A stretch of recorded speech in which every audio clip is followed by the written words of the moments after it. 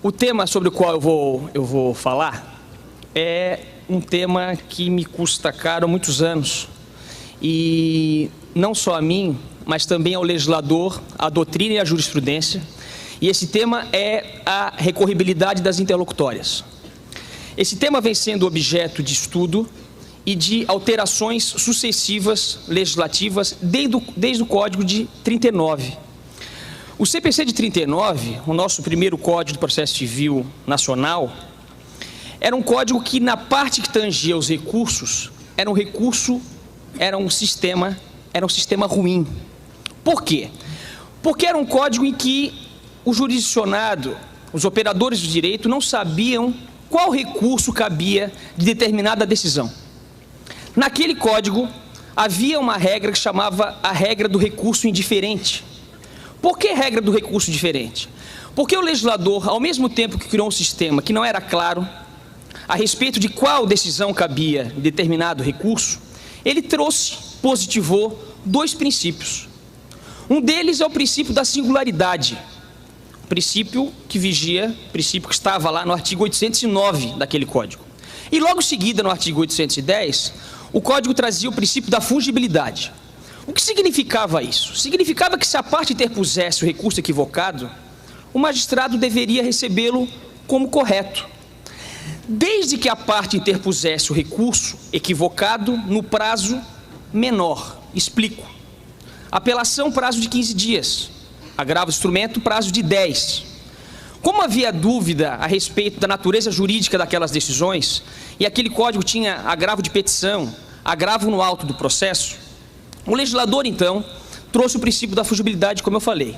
Mas a jurisprudência criou um requisito para a aplicação desse princípio. Se você interpusesse o recurso de apelação, você tinha que interpor esse recurso até o 10º dia, sob pena de o magistrado entender como litigância de má-fé. Ou seja, se presumia na época a má-fé. A parte perdeu o prazo de agravo nos 10 dias, então agora está interpondo a apelação no prazo de 8 dias, no prazo de 15 dias.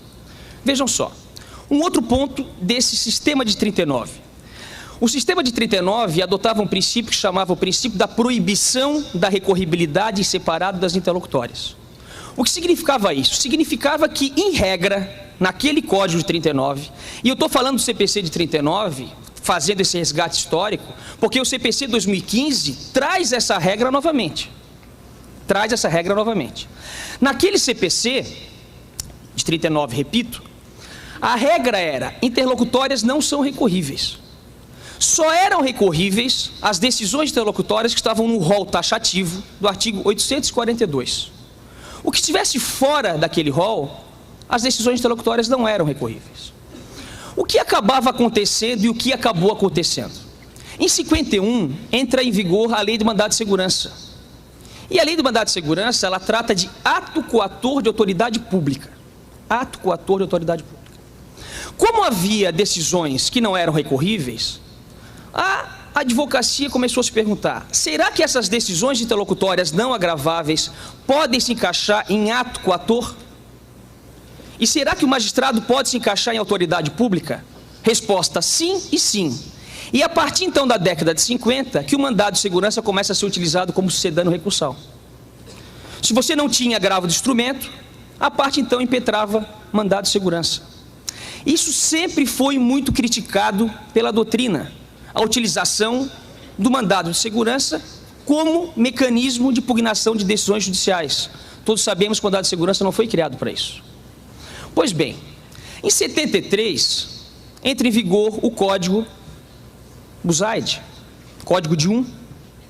E quando a gente lê a exposição de motivos daquele código, a gente vê a preocupação que o ministro Alfredo Buzaide tinha com o sistema recursal. Primeiro, a questão do princípio da fungibilidade e da aplicação do princípio do recurso diferente. Para solucionar esse problema, ele trouxe para o sistema um princípio que está em vigor até hoje, o CPC 2015 também adota, mitiga, e eu vou explicar o porquê, mas o princípio da correspondência é o que balizou aquele sistema originário lá do Código 73. O que é o princípio da correspondência? Para cada espécie de decisão, existe o recurso correspondente. E assim foi formado o sistema. Se é sentença, cabe apelação. Se é decisão interlocutória, cabe agravo de instrumento. Bom, qualquer decisão interlocutória? Sim, qualquer decisão interlocutória. Essa foi a visão para se retirar do mandado de segurança a utilização equivocada como sucedâneo recursal.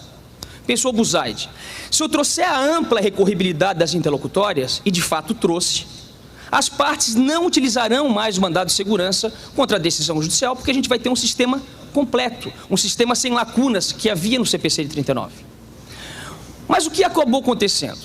O agravo de instrumento originário não é o agravo de instrumento que a gente aprendeu. Eu entrei na faculdade, na Universidade Federal de Santa Catarina, em 96. E em 95, um ano antes, a gente teve a implementação do novo regime do agravo de instrumento. Na época, o BDP capitaneado pelo ministro Salvo de Figueiredo Teixeira, pelo ministro Atos Guzmão Carneiro. E a lei de 95, então, trouxe o que ficou convencionado novo regime do agravo de instrumento. Inclusive, é um livro clássico do ministro Atos, falecido ministro Atos.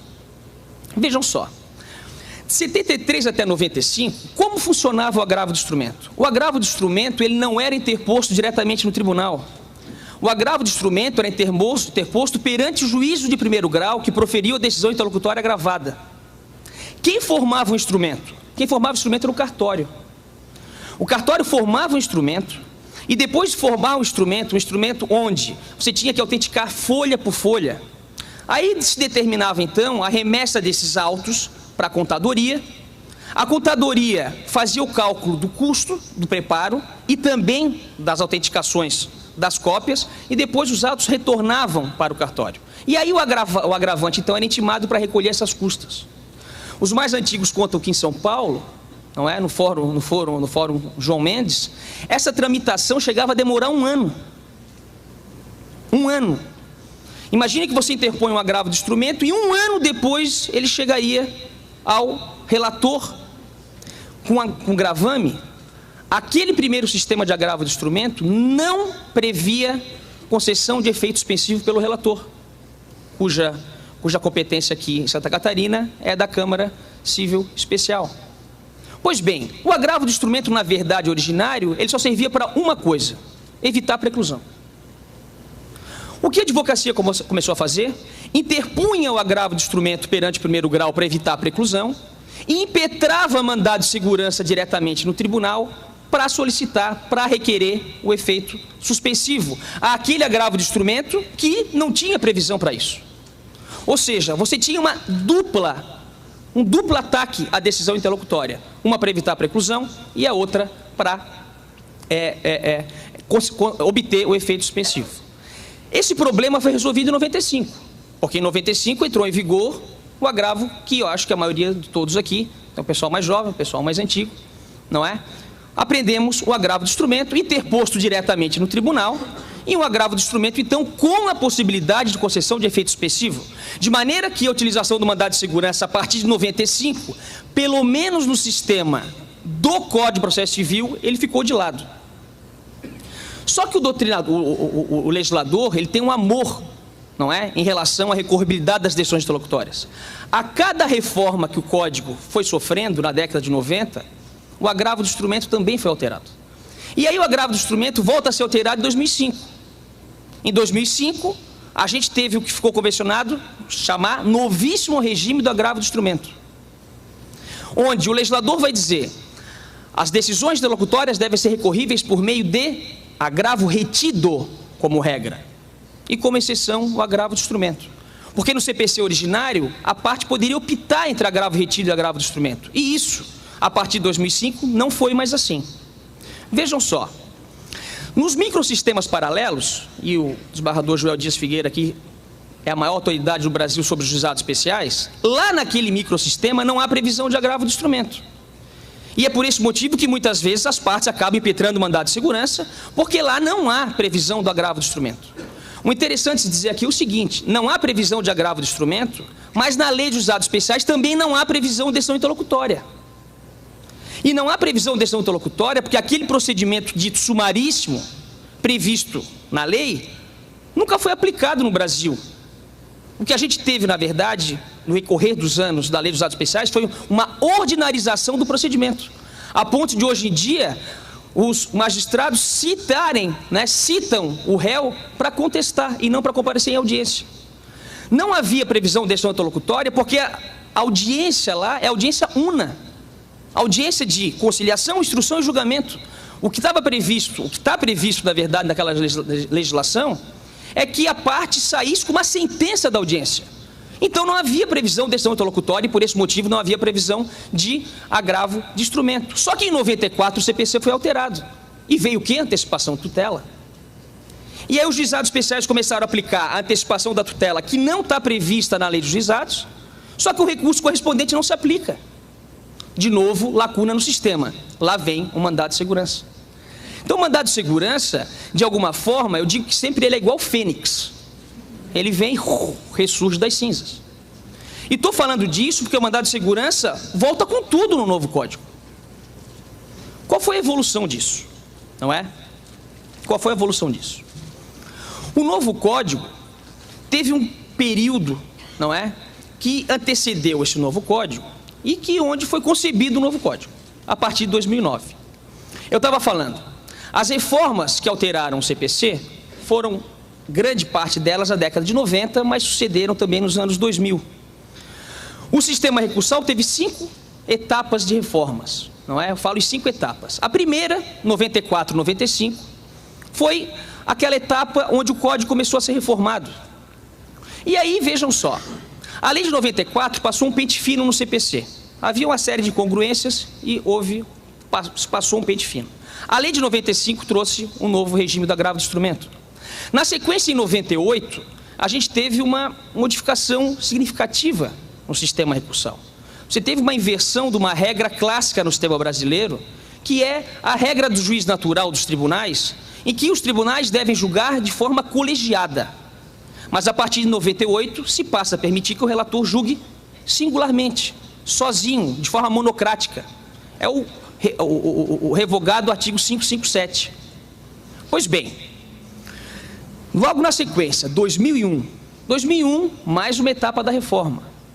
A regra de 2001, a clássica, que foi conhecida como teoria da causa madura, passou a permitir então que o duplo grau de jurisdição pudesse ser mitigado no âmbito dos tribunais. Quando eu tiver uma sentença meramente terminativa, uma sentença sem resolução de mérito, e a parte interpõe a apelação, se o tribunal verificar que, por exemplo, a ausência daquela condição da ação está preenchida, o tribunal, então, agora pode, não só pode, como deve, julgar o mérito, desde que, claro, o processo esteja pronto para ser julgado. É quase que um julgamento antecipado em segundo grau. Por isso a expressão, até cafona, teoria da causa madura. Eu gosto dela. Vejam só, essa regra, ela foi significativamente ampliada no novo código. Porque o novo código prevê não só a possibilidade de você ingressar no mérito, na situação de julgamento sem resolução de mérito, mas também em outros, como julgamentos infrapetita, julgamento extrapetita, julgamento ultrapetita ou decisões que poderiam ser anuladas, por exemplo, por falta de fundamentação. Vejam só, todas essas reformas da década de 90 e dos anos 2000, e aí 2004 a 2008 a gente teve a emenda constitucional número 45, que trouxe a reforma do judiciário, trouxe 2 grandes institutos para o nosso direito processual, trouxe, de um lado, a súmula vinculante e de outro a repercussão geral. E são institutos que estão sendo aplicados de forma conjunta no Supremo Tribunal Federal. Vejam que todas essas alterações fizeram com que aquele sistema originário, concebido pelo Busad lá na década de 70, já fosse outro. Para vocês terem uma ideia da dimensão dessa reforma, o Código Revogado tinha 70 artigos tratando da parte recursal. Desses 70 artigos, 47 foram alterados. 47. E 23 se mantiveram intactos. Quer dizer, 2/3 dos dispositivos foram alterados no decorrer dos anos. De maneira que, nos anos 2000, a gente já tinha um novo sistema recursal. Um novo sistema recursal, se fosse comparar o que a gente tinha lá em 2009, quando começa o projeto de alteração ou o projeto de criação do novo código, comparado com aquilo que a gente tinha na década de 70. O meu primeiro livro foi publicado em 2001, e o nome dele era Novo Sistema Recursal Civil. novo sistema recursativo. Pois bem, o que o legislador do CPC 2015 recebe como, vamos dizer assim, consequência dessas reformas todas, não é? E um poder judiciário hoje amplamente entupido de processo é que a gente tem. Nós somos um país com 106 milhões de ações. 106 milhões de ações. Isso significa, não é, que nós temos simplesmente um processo para cada 2 cidadãos brasileiros. Eu estou pensando em ajuizar uma ação para a Isadora. A Isadora, minha filha, já tem CPF, ela tem 1 ano e 4 meses, e havia até bem pouco tempo atrás aí uma teoria de que o sujeito com CPF que recebesse um score aí no Serasa, ela ia ficar muito triste e ia chorar porque a nota dela seria 8, e ela acostumada com nota 10, então dano moral. A ação para a Isadora. No Brasil, tudo vira demanda judicial. Nós somos um país doente em relação a isso, a litigiosidade. Isso tem um lado bom e tem um lado ruim. O lado bom é verificar que o cidadão ainda verifica que o Poder Judiciário é a última instância para a busca dos seus direitos, da cidadania, etc. Mas, por outro lado, a gente tem a verificação de que a gente não consegue resolver nossos problemas. Nós temos aí os litigantes comuns, os grandes clientes do Poder Judiciário, e quando a gente junta fazenda pública, não é, bancos, concessionárias de serviços públicos, dá um bolo de ações que, segundo os dados do CNJ, nos trazem 65% das demandas que tramitam no judiciário. Esses são os grandes clientes da nossa jurisdição. O que o legislador verificou? Bom, nós temos que tratar isso de uma maneira diferente no novo Código. A gente tinha, de um lado, uma jurisprudência lotérica, a que se referiu ontem o professor Paulo Lucon, e, por outro lado, a gente teve como proteção dos tribunais de sobreposição, nosso STJ, que se auto-intitula o Tribunal da Cidadania, se auto-intitula o Tribunal da Cidadania, o STJ. Mas esse tribunal criou uma série de filigranas processuais para não conhecer de recursos especiais. O Supremo Tribunal Federal, ele é muito mais, vamos dizer assim, condescendente com os requisitos de admissibilidade desses 2 recursos, mas o STJ não. Para vocês terem uma ideia, o STJ, no final do ano passado, numa decisão do presidente, matou, porque a palavra é essa, 10 mil processos. Qual foi o argumento? Assistência judiciária gratuita concedida no 1º grau de jurisdição. Concedida. E aí, a parte interpõe depois recurso especial. E aí o STJ criou uma nova regra. Você não ratificou o pedido de concessão de assistência judiciária. Portanto, recurso deserto. Recurso deserto. Porque a parte não ratificou o pedido de concessão do benefício da assistência judiciária gratuita já concedida. Bom, houve um alvoroço da OAB, etc. E aquelas partes, então, que interpuseram agravo interno, conseguiram reverter por força de uma pressão. Mas vejam só, os dados das partes que não interpuseram recurso a gente não tem. É o Tribunal da Cidadania, que uma decisão prejudicou quem? Pobre. Não pode falar mais pobre. Politicamente correto. É pobre. É o pobre litigando contra quem? Contra a Fazenda Pública, contra o Banco X, contra a concessionária de serviço público Y. Percebam, esse arcabouço todo para proteger os tribunais de sobreposição, e a Lei 13.256, que é essa lei que entrou em vigor no período da vacatio legis, é, na verdade, uma resposta, como falou ontem o Paulo Lucon, o Império contra-ataca. Porque a tentativa de postergar a vacatio legis não pegou, e o Lucon ontem não falou o nome do ministro, mas foi o ministro Gilmar Mendes, que propôs essa postergação de prazo para a entrada em vigor do novo Código. Quando eu vi aquilo no Jornal Nacional, eu pensei, deve ser o tempo que falta para ele se aposentar. Mas não passou. E aí veio a Lei 13.256 e, na verdade, resgatou. A Lei 13.256, ela simplesmente deixou tudo como estava em relação aos recursos, à admissibilidade desses recursos. Pois bem, o novíssimo sistema recursal. O que o Código fez com as interlocutórias dentro desse emaranhado todo?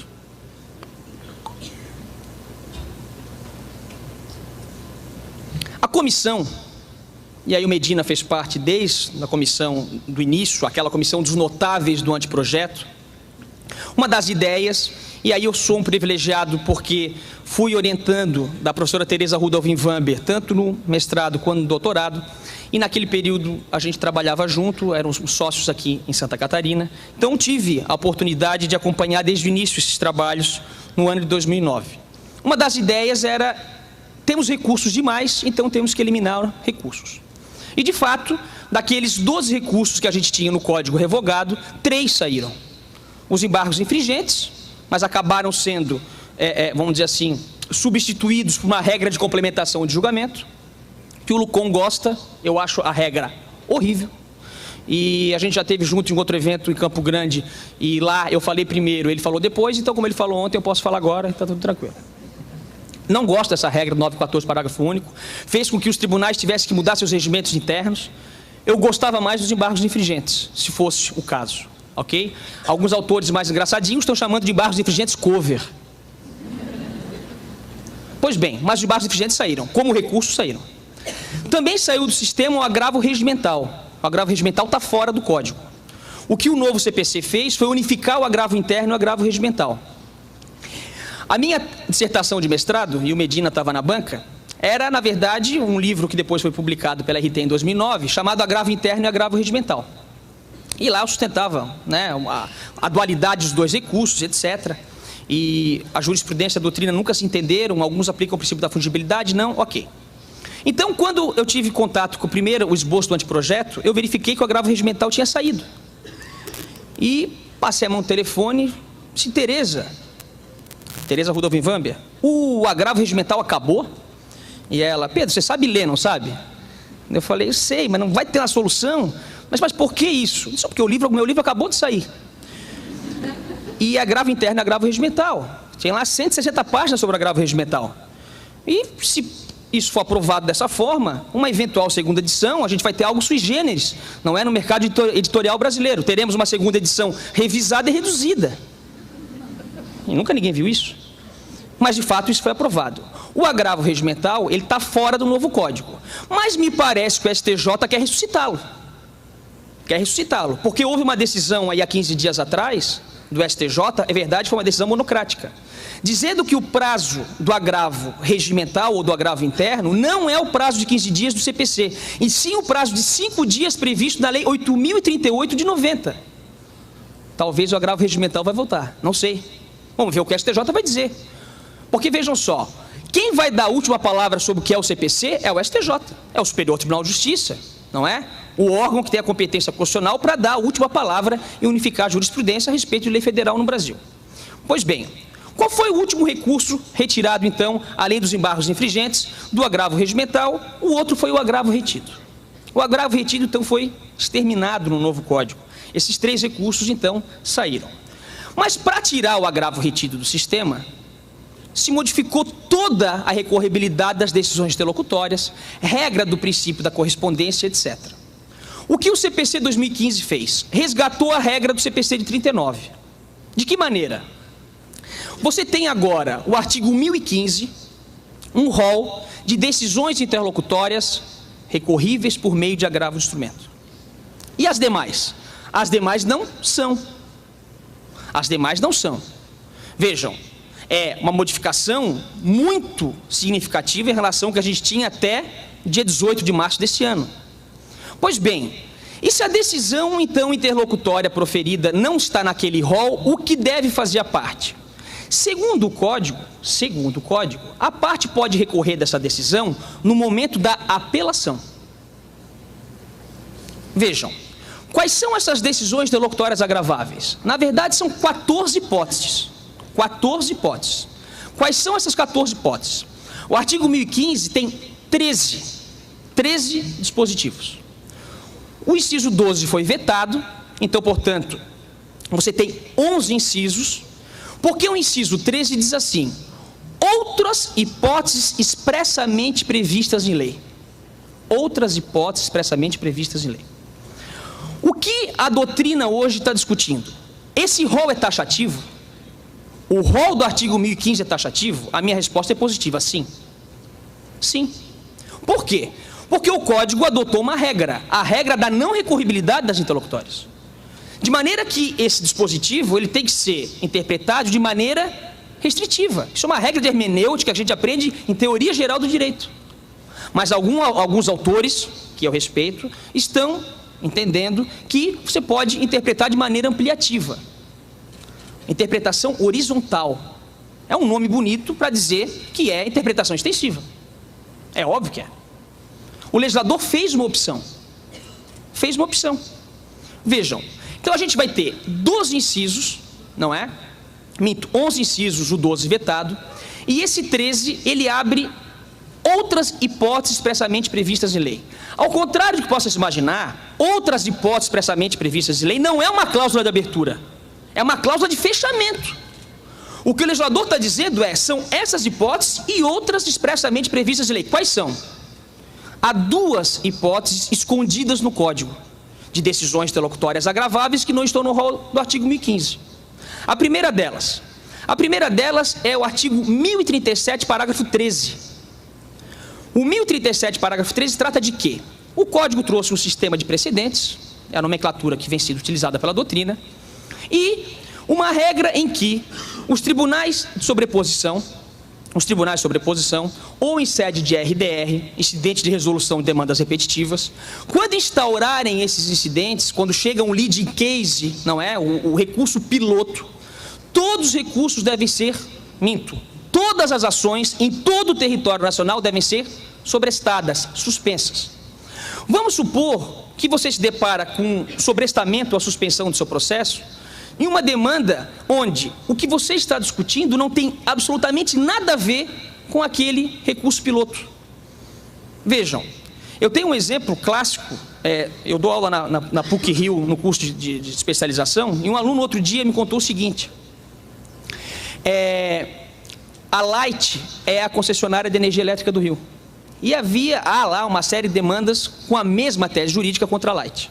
Mas um dos indexadores que o Tribunal do Rio de Janeiro criou, ou está lá, é a palavra concessionária, não é? A gente, quando faz pesquisa de jurisprudência, são os indexadores. Por estar lá a palavra concessionária, ele teve uma ação dele, ajuizada contra a concessionária da Chevrolet, a Barra da Tijuca, discutindo qualquer problema aí numa captiva, sei lá, um Camaro amarelo. E então o processo dele foi suspenso com todas as demandas da Light, porque lá estava a ação demandada contra a concessionária da GM, da Chevrolet. Pois bem, o que o Código prevê? O Código prevê que você pode apresentar uma petição de distinguishing, uma petição de distinção. Essa petição está prevista no artigo 1037, parágrafo 9º do Código. Então você apresenta uma petição dizendo: magistrado, o meu caso é outro, a minha tese é outra, o caso dele é esdrúxulo, não é? Mas vão haver outras demandas também contra a Light que não são a mesma tese. Perfeito? Pois bem, dessa decisão do juiz em primeiro grau, que julga, não é, que decide, perdão, essa questão se mantém o sobrestamento ou não, cabe o quê? Agravo do instrumento. Onde é que está? Artigo 1037, parágrafo 13. Então, é uma hipótese escondida. Qual é a outra? Artigo 354, parágrafo único. O CPC 2015 permitiu ou trouxe, para alguns positivou, para outros, não vou entrar nesse mérito aqui hoje, mas vejam só, o Código permite que você tenha o fatiamento do processo conforme o número de pedidos, e o Código, na verdade, positivou aquilo que a doutrina chama de sentenças parciais. Sentenças parciais. Tanto é verdade que o Código vai dizer que as decisões interlocutórias de mérito, são agraváveis. O legislador aqui parece que foi bem, porque ele não fala em sentença parcial, para não confundir a questão da recorribilidade, e ele fala, na verdade, em julgamento parcial. Julgamento parcial. Esse julgamento parcial ele pode ser com mérito ou sem mérito. Eu tenho dois pedidos, eu posso julgar um processo porque ele já está pronto, um pedido porque ele está pronto, o outro vai continuar o procedimento, instrução, etc. Ou ainda a parte pode ser, por exemplo, ilegítima para um pedido, não para outro. Vejam só, quando a decisão interlocutória é de mérito, essa decisão parcial, a recorribilidade dela está prevista no inciso 2º do artigo 1015, que trata decisões interlocutórias que versarem sobre o mérito da ação. Ok, mas essa decisão pode ser sem mérito. E quando ela for sem mérito, a recorribilidade dela está no 354, parágrafo único. E aqui eu quero abrir um parêntese. Esse agravo de instrumento que julga parcela da demanda ou que julga um pedido, esse agravo de instrumento, ele tem que ser tratado como se fosse uma apelação. Porque o que está julgando ali é o mérito daquele pedido. Eu tenho 2 pedidos, não é? Danos materiais e danos morais. Os danos materiais a parte não impugnou. E o juiz então proferiu uma decisão, vejam, é uma decisão que tem conteúdo de sentença, mas segundo o Código não é sentença, porque não coloca fim ao processo. E o Código resgatou a questão aí do critério finalístico para conceituar a sentença novamente. Vejam só, esse agravo de instrumento, ele simplesmente, se não for interposto, o que acontece? Aquele pedido transita em julgado. Então esse agravo de instrumento, a meu ver, ele tem que ser tratado como se fosse uma apelação. E tanto é verdade, o Medina está aqui para não me desmentir, que durante o procedimento, né, o processo aí legislativo, na Câmara dos Deputados, havia a previsão de apelação por instrumento. Apelação por instrumento, durante 2 anos dessa apelação por instrumento. Eu mesmo tenho 2 artigos publicados na revista de processo, tratando da apelação por instrumento. Por que eu estou dizendo isso? Porque a apelação, ela tem uma série de garantias que o agravo não tem.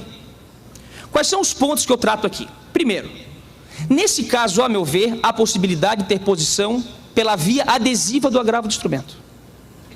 Agravo de instrumento pela via adesiva. E alguém vai dizer, mas o legislador não prevê isso. Bom, não prevê isso, mas vejam só, interpretação sistemática. Quais são os recursos em que cabe a via adesiva? Apelação, recurso ordinário, recurso especial. O que esses recursos têm em comum? Julgam um mérito, colocam fim, não é, àquele pedido. Se o agravo de instrumento também ganha esse caráter, ele é apelação, portanto, via adesiva. Segundo ponto, efeito suspensivo automático. Efeito suspensivo automático. Vejam, seria uma aberração o sistema dizer que uma sentença condenatória não pode ser executada, ainda que provisoriamente, mas quando julgado, não é, antecipado parcial, poderia. O Código não prevê isso, não é? Você não tem aqui um efeito suspensivo op legis. Não tem.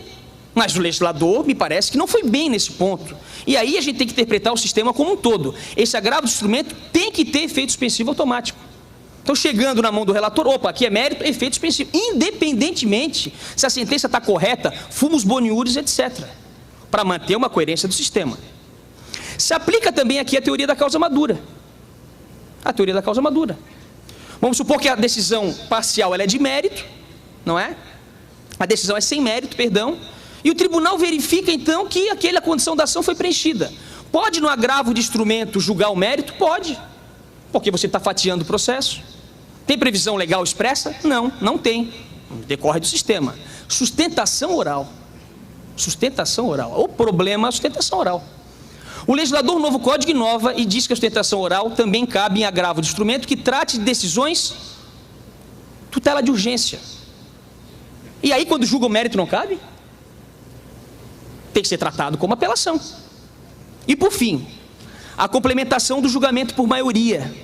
A complementação do julgamento por maioria. Aquela regra em que você tem um julgamento por maioria, 2-1. Essa regra vale para apelação, vale para ação rescisória. E aí você tem que trazer outros magistrados para complementar o julgamento, não é? Os tais embargos infringentes cover. O legislador aqui foi bem. O 942, parágrafo 3º, inciso 2º, vai trazer a regra, dizer, opa, o agravo de instrumento que tratar do mérito, se for 2-1, também tem que complementar o julgamento. Vejam, não dá para tratar esse agravo de instrumento, não é? Para alguns pontos ele é apelação e o outro não é, tem que ter uma uniformidade. Eu estou terminando de escrever um artigo a respeito disso, acho que até o final do ano, né, porque está difícil esse ano, a gente consegue publicar na revista de processo, tratando do regime do agravo de instrumento contra decisões parciais, com mérito ou sem mérito. Pois bem, estamos indo para a parte final, né? As 14 hipóteses. Existe ainda o parágrafo único. O parágrafo único vai tratar das decisões que interlocutórias em sede de execução, cumprimento de sentença e inventário. É isso. Então são essas as 14 decisões interlocutórias previstas no sistema, das quais cabe agravo de instrumento. As demais vão entrar no 1009, parágrafo 1º. A redação é a seguinte: as questões resolvidas na fase de conhecimento, se a decisão a seu respeito não comportar agravo de instrumento, não são cobertas pela preclusão e devem ser suscitadas, portanto, em preliminar de apelação ou nas contrarrazões. 2 pontos eu gostaria de falar. O primeiro deles é que o rol taxativo é o que eu venho sustentando. O segundo ponto. O segundo ponto é que o código não acabou com a preclusão. Alguns autores, por conta dessa redação aqui, estão dizendo que o novo código acabou com a preclusão? Não acabou. Se você está diante de uma decisão interlocutória que está naquele rol e você não agrava, o que acontece? Preclui. E mais do que isso, o novo código trouxe a estabilização da tutela, que é quase uma coisa julgada. É quase. Tem bico de pato, pena de pato, faz quá, mas não é pato. É isso. Porque ninguém sabe qual é a natureza jurídica dessa estabilização da tutela. Se faz coisa julgada, se não faz. Há uma série de dúvidas. Pois bem, vejam só, preclui não. E as outras decisões, né? As decisões que não estão, precluem, elas têm tempo de preclusão? Tem. Só que a preclusão dessas decisões interlocutórias que não estão nesse rol, simplesmente elas deixam de ser no prazo, não é? O prazo não abre quando a decisão é proferida. Como era no sistema anterior? No sistema anterior, a parte interpunha agravo retido, no prazo de 10 dias. Se não interpusesse agravo retido, a questão precluía, mas agora não há mais agravo retido, e portanto a parte deve atacar então lá na apelação. Se não atacar na apelação, preclui. Vamos exemplificar? Vamos supor que a gente se depara com um magistrado bipolar. Tem alguns, não é? O que é o magistrado bipolar? O magistrado bipolar é assim, ele indefere a prova. Você pede uma prova e o juiz indefere. Ele indefere. E esse mesmo juiz que indeferiu a prova, depois ele julga improcedente o pedido por falta de prova. Não é? Porque o autor não teria se desincumbido do ônus, não é, de comprovar os fatos constitutivos do seu direito. Isso decorre de uma série de situações, ou porque o sujeito é bipolar mesmo, ou porque mudou de juiz, não é? Isso são muitos processos, mas acaba acontecendo. Pois bem, nesse caso, vejam só, nesse caso fica muito fácil. Nesse caso a parte ela vai apelar, ela vai atacar a sentença e vai atacar também a decisão interlocutória lá atrás que indeferiu a prova. Em preliminar. Então eu vou ter uma preliminar tratando de cerceamento de defesa. Se eu não tratar essa questão na apelação, eu não posso mais alegar cerceamento de defesa depois, porque a questão precluiu. Então você não tem um fim da preclusão, você tem um deslocamento temporal. O que você tinha no sistema anterior com agravo retido, como não há mais agravo retido, e aquele agravo retido ele tinha que ser depois ratificado na apelação, você simplesmente agora tem essa questão na apelação. Pedro, essa alteração é boa? Eu não sei. Para a questão da segurança jurídica, o agravo retido funcionava bem. A parte interpunha o agravo retido e, não é? A parte contrária sabia que aquilo ia ser objeto depois de eventual decisão, desde que o apelante ratificasse o agravo retido no interior da apelação. Agora, essa questão aparece num primeiro momento na apelação. Bom, mas o código também fala que essa recorribilidade da decisão interlocutória também pode vir em sede de contrarrazões. Vejam só, o código mitiga 2 situações, ou traz a quebra de 2 paradigmas. O primeiro é o princípio da correspondência. A ideia de que a apelação só serve para atacar sentença. No novo código, não. No novo código, a apelação serve para atacar sentença e decisão interlocutória não agravável. E as contrarrazões? No novo código, as contrarrazões ganham a feição de recurso. As contrarrazões do CPC 2015, elas são defesa de um lado e são recurso de outro. Quando? Vamos, por exemplo, aí do indeferimento de prova, porque eu acho que é uma das decisões que deveriam estar no rol do artigo 1015, mas não está. Numa situação mais grave, me parece que aí vem lá, Fênix, mandado de segurança. Vamos supor que aquela testemunha está no leito de morte. E aí, então, a decisão que indefere, ela vira teratológica, e aí o mandado de segurança está aí, não é? Para tentar suprir essa lacuna do sistema. Agora, o mandado de segurança não é um mecanismo ordinário de recorribilidade das decisões interlocutórias não agraváveis, porque não foi esse o sistema criado pelo novo código. Mas voltando lá às contrarrazões, é o exemplo. Vamos supor que agora me depare com um juiz, então, que seja coerente naquele processo. ele indefere a prova porque ele já está satisfeito com a prova documental. Ele indeferiu a prova. Então ele indefere a prova e depois ele julga procedente o pedido. Julga procedente o pedido. Bom, eu sou o autor da demanda. Eu sou o autor da demanda e ganhei a demanda. Eu tenho interesse recursal para apelar? Não. Eu ganhei. Quem é que vai recorrer? Quem vai recorrer vai ser o réu. Quem vai recorrer vai ser o réu. Aí vejam só. Um dos argumentos que provavelmente o réu vai trazer no seu recurso de apelação é que você não se desincumbiu do ônus de produzir as provas, não é? O juiz estava convencido, o de primeiro grau. Mas aí essa questão volta à tona no recurso de apelação. O que deve fazer então o autor apelado? Em sede de contrarrazões, ele vai de um lado fazer a defesa, defender a sentença, e de outro vai atacar a decisão interlocutória lá atrás que deferiu a prova. E nesse ponto aqui as contrarrazões são recurso. Recurso. Isso é uma novidade nova, né? Novidade nova é bom. Vejam só. O que deve fazer o órgão jurisdicional ao julgar essa apelação e contrarrazões? Percebam que aqui eu tenho uma relação de prejudicialidade entre a apelação e as contrarrazões. Porque eu tenho uma questão envolvendo cerceamento e defesa nas contrarrazões e uma questão de mérito. Vejam só. O que deve fazer o tribunal? Me parece que aqui o tribunal tem que verificar primeiro as contrarrazões. Primeiro as contrarrazões. Porque eu tenho uma relação de prejudicialidade. O que está vedado ao tribunal? O tribunal não pode dar provimento à apelação sob o argumento de falta de prova. Porque aí é cerceamento de defesa. E para isso tem que analisar as contrarrazões.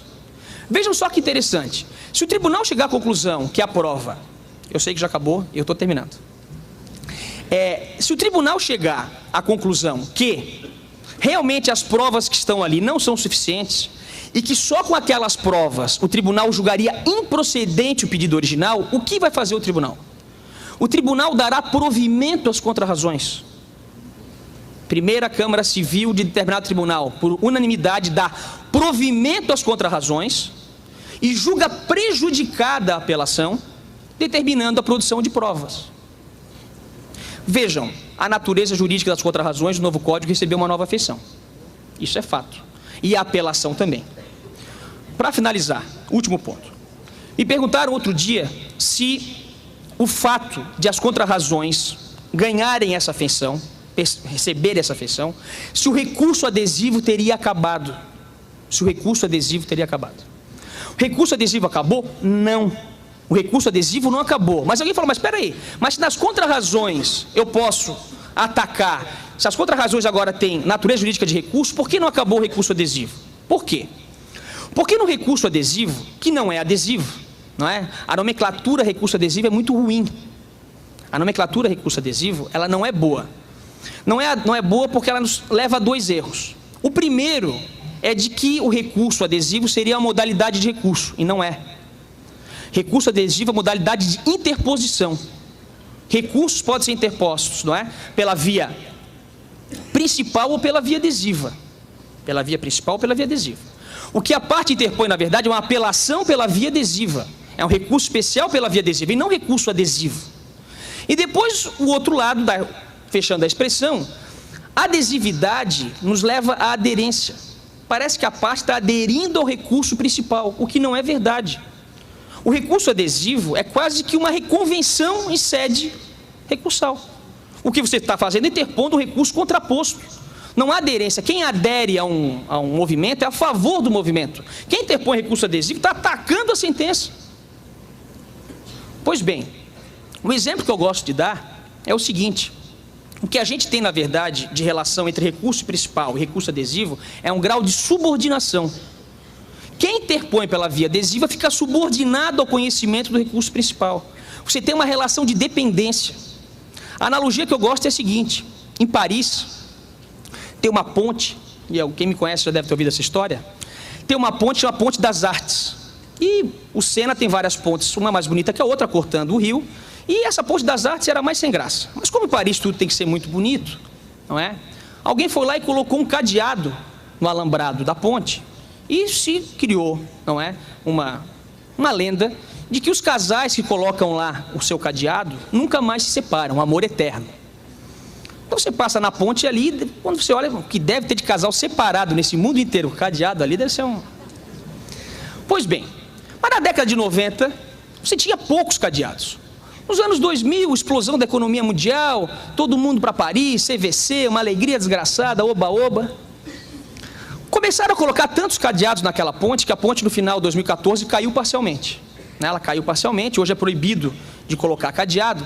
Mas eu me recordo de estar passando na ponte, e era um casal brasileiro, nada contra. Não tinha mais espaço para colocar o cadeado no alambrado. O que aquele casal estava fazendo? Estava colocando o cadeado no cadeado dos outros.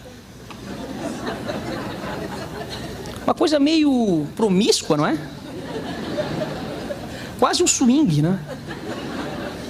Vejam, o que aconteceu com aquele casal ao voltar ao Brasil? Se por um acaso, aquele primeiro casal que colocou o cadeado no alambrado terminar, e o sujeito voltar a Paris ou morar lá e abrir o cadeado dele, o que acontece com o cadeado brasileiro? Cai. E nesse momento sai uma certidão de divórcio aqui. Qual é a relação que a gente tem? A relação que a gente tem aqui é a relação de subordinação, de dependência. O cadeado que veio depois fica subordinado ao primeiro. Então, portanto, para finalizar, o recurso adesivo está mantido? Tá. Qual é a diferença das contrarrazões com caráter de recurso? As contrarrazões com caráter de recurso atacam decisão interlocutória não recorrível. E pressupõe o quê? Pressupõe prejudicialidade. Perfeito? Entre o recurso de apelação e as contrarrazões. E o recurso adesivo está mantido? Tá. O que ele pressupõe? Sucumbência recíproca. Porque no recurso adesivo se ataca a sentença. Então são objetos absolutamente distintos. O recurso adesivo ataca a sentença, contrarrazões atacam decisão interlocutória.